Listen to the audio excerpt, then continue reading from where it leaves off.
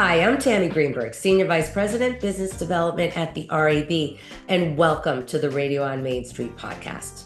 The 2025 ANA Masters of Marketing Conference in Orlando, Florida, was filled with insights and an understanding of the influence that the fusion of AI, data, and human creativity brings to marketing results.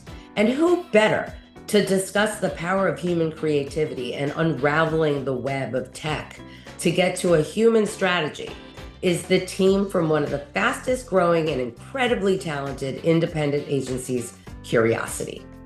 In our last episode from the ANA Masters of Marketing series, Mike Hulvey, RAB's president and CEO, is joined by Radio Mercury Award winners Jeff Warman, Chief Creative Officer and Partner, and Taylor Wigert, Head of Strategy, to talk about building bold, culture-driven work and how brands can win when they commit to both long-term brand building and fast-moving cultural relevance.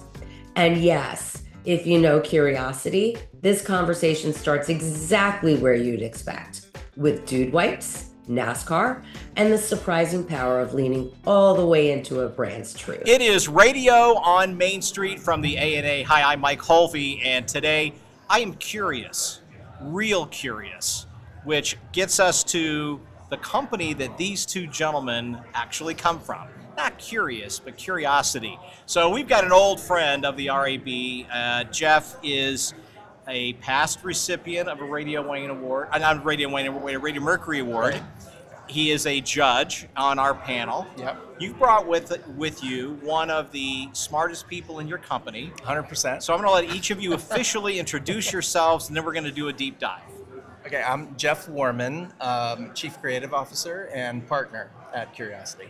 And I'm Taylor Wigert, Head of Strategy at Curiosity. All right, how did your title come about? Because I understand there was some controversy. You were going to write it yourself, someone was going to assign it to you? Yeah, no, they asked me when I was having conversations with them to write my own job descriptions. And I was like, yeah, I think Head of Strategy, CSO, sounds a little too much. I don't know if I can live up to that, but Head of Strategy, I felt like I could take a swing and see if I could deliver on that. Yeah.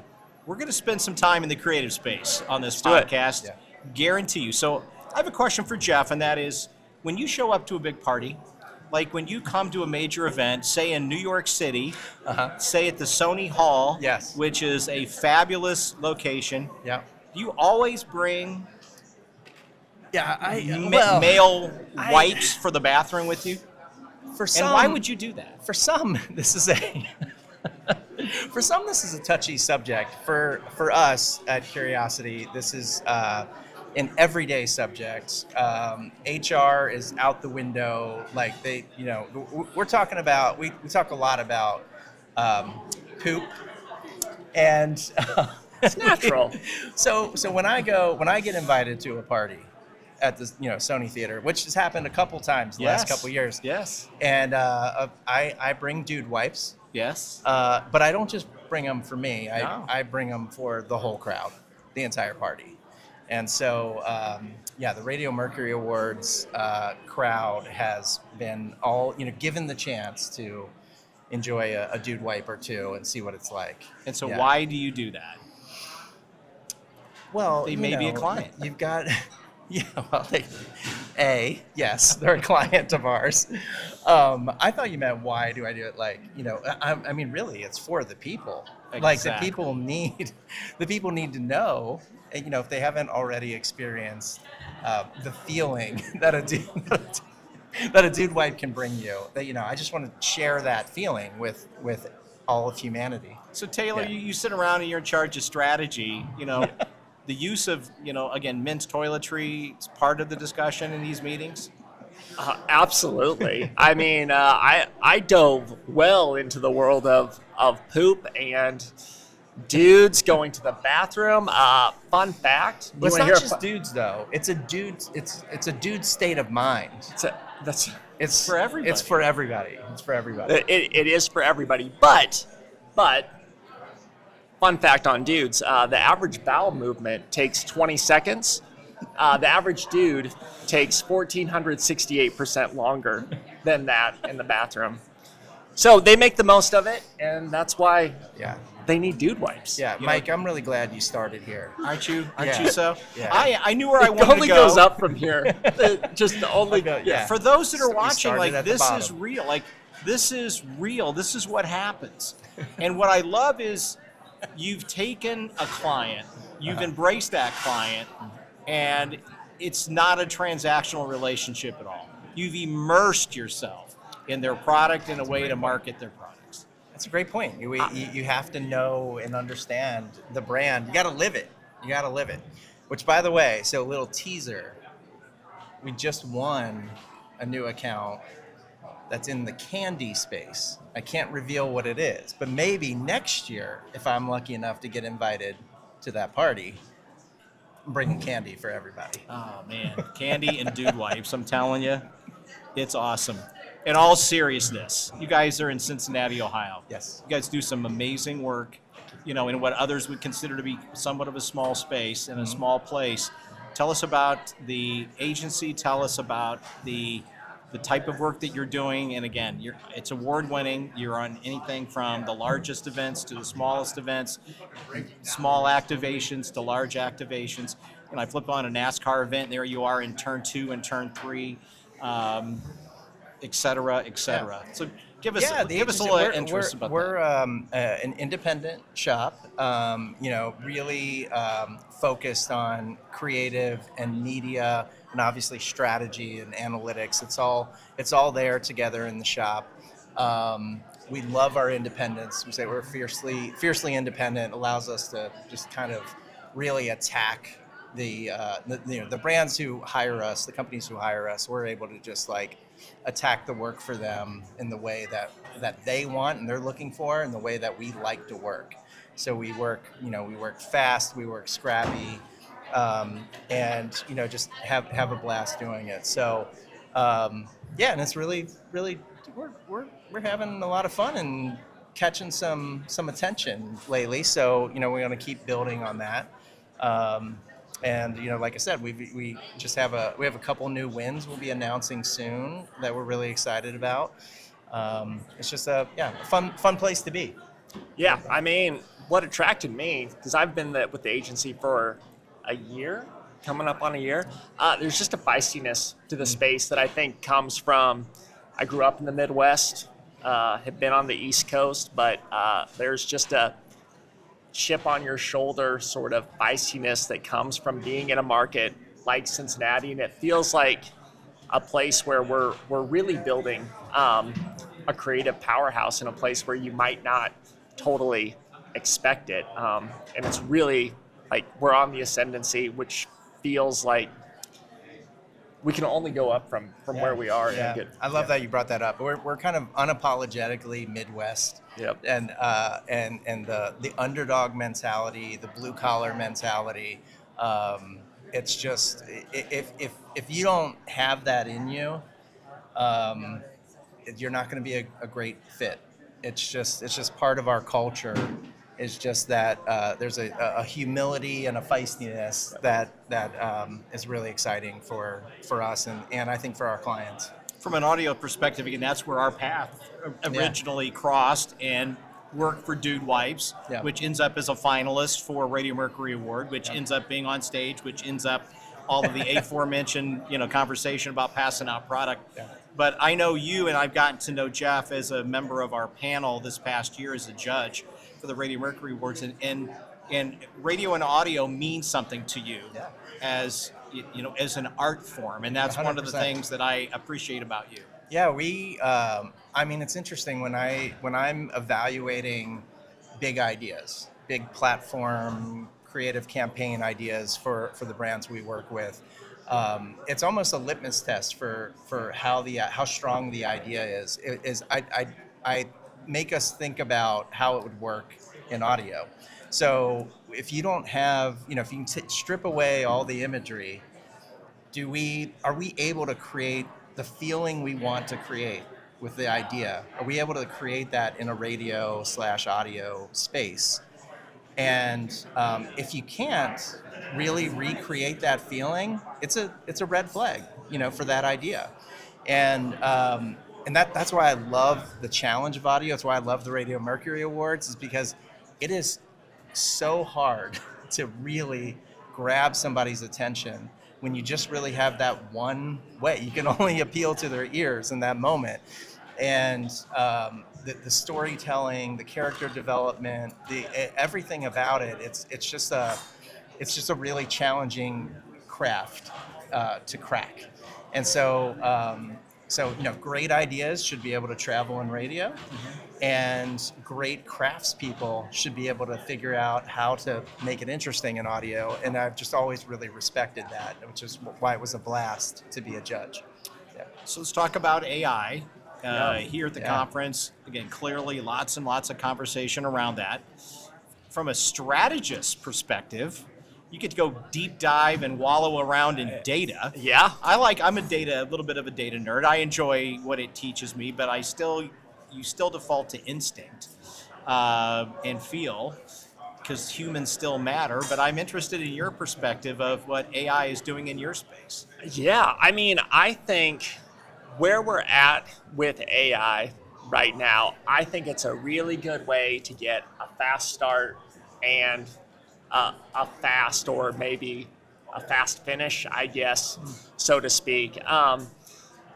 But all of that middle, like, I think it still very much needs that human touch. So where I'm using it, where my team is using it, it's sort of that initial like scratching phase, right? Like where you're just like looking for the interesting bits and like feeling like where something might pop, or where there's that nugget in culture or in the competitive space. So it does speed that up. It really does. But once you get that raw input, it's still raw input. Like, I have never seen AI really produce something novel that I've been like, oh my gosh, like you cracked the brief. Like, that's really, really interesting. So I do, like, we use it to like get off to a fast start, figure out where the nuggets are. But I mean, I'm still very old school. Like, I start by writing. Like, you get the scratching done, you start to figure out all those individual pieces, but then the human element really comes in of figuring out where really is like the fascinating bit in this brand to be invited into consumers' lives. And I don't think AI can do that yet. I'm not sure if it ever will, because I really think a strong strategic output is still very human at its core. But it's been a good tool that we've made part of our process, for sure. Yeah. Just to build on that, I love AI. It is magical. But I love the magic of my people more. Mm-hmm. And I love how weird they are, and like how unpredictable their brains are. I love, like, they're freaks in all the most wonderful ways. And I love that AI is now a tool for them to just increase that freakiness and that weirdness, and just like, expand on it even more. And that's how we approach it.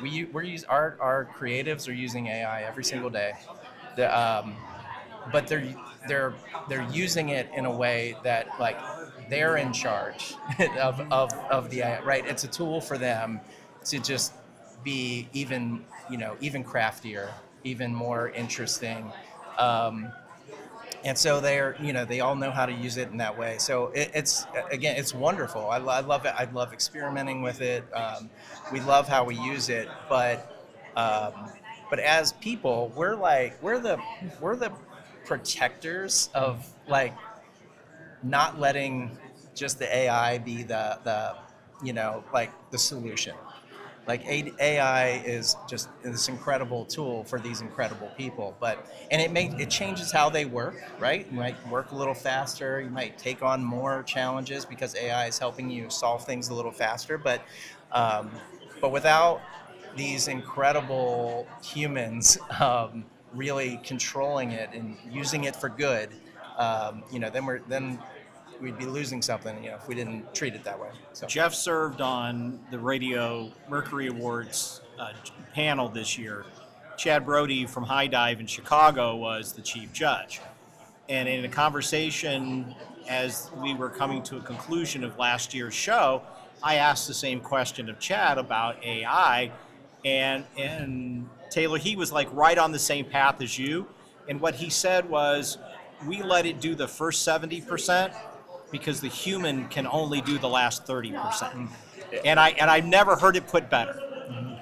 Yeah, and you just said basically that. I mean, it's been said only a human can do what no human has done before. And I think AI, it's always going to be a little derivative in what comes out. So if you can I think a human will always need to pick up where AI leaves off and take it that final mile, which is great.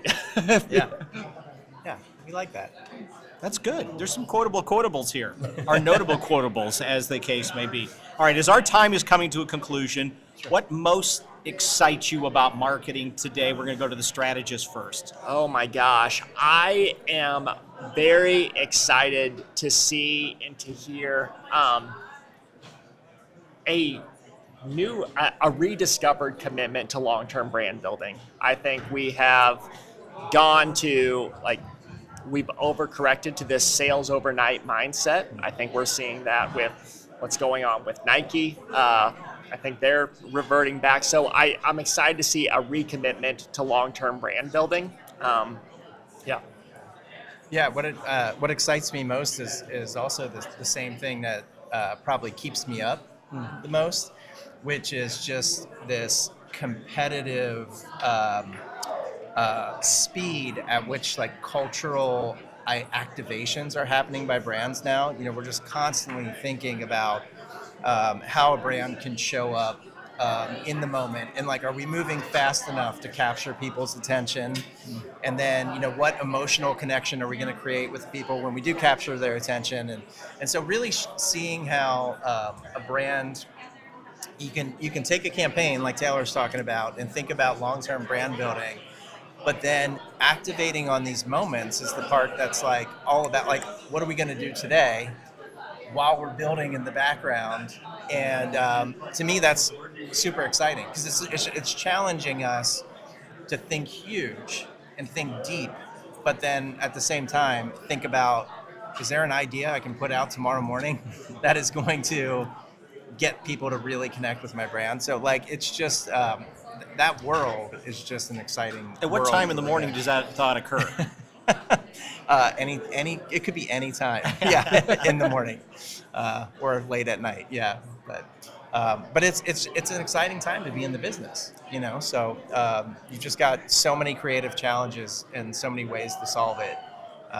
Makes it fun. And as a cheerleader for radio and audio, all of the things you're saying intersect with our space and our ability to connect with audiences, to move product, and that keeps me very excited about where we are today and where we're going in the future as well. Yeah. You can be found in Curiosity in Cincinnati. That's right. Gentlemen. Curiosity.fun. .fun. Yeah. And I'm anxious to hear about the candy that's coming. Yeah, and soon. Hopefully be a press release in a week or two, maybe. My guess is you're going to have fun with that as well. Yes, I think we will. Always. Thank you both. Thank you, Mike. Appreciate it. From using audio as the litmus test for a big idea to treating AI as an accelerant, not a replacement, Jeff and Taylor remind us that great marketing still comes down to two things: sharp strategy and unfiltered humanity. Their philosophy is simple. Brands win when they're brave enough to be memorable, fast enough to be relevant, and smart enough to show up where audiences are already paying attention, including radio, where storytelling, emotion, and trust show up in ways that no other medium can replicate. Curiosity proves that you don't need a Madison Avenue address to make nationally recognized work, just the right mix of instinct, insight, and a team willing to have fun while they break the rules.